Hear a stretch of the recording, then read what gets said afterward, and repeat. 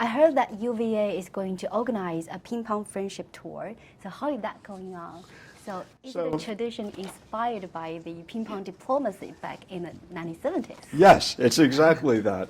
So in a time when we have tensions and some challenges in the U.S.-Chinese relationship, I know in my history as a diplomat, when you have a problem that you're trying to solve, you look at the past and figure out what worked in the past. And so as a former diplomat, I still remember what ping-pong diplomacy was like between the United States and China in the early 1970s, and I think we should try it again.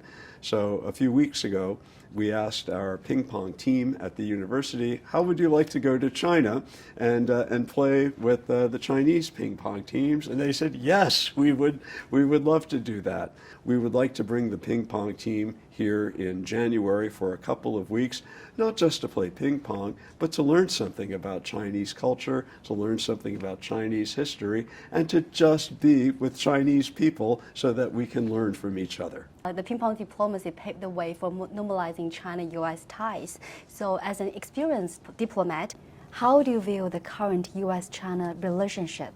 Well, I think there are obvious challenges. Both sides need to work harder to reduce those tensions. I hope both our countries are able to improve their communications with each other, and I hope working at a very small level, at the university level, I hope we can help support that through better people-to-people ties.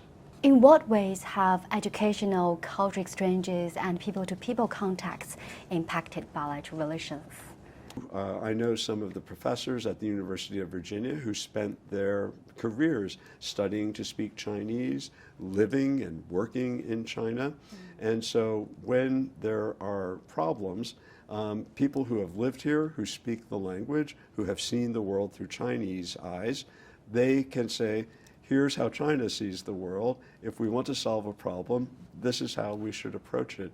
If we never talk to each other, or I don't know how you see the world, or you don't know how I see the world, it's hard to solve problems. So I think doing it in academic exchanges, it's a lot easier than in political or diplomatic channels. So I think it gives a good foundation to improve the relations on a political and diplomatic level.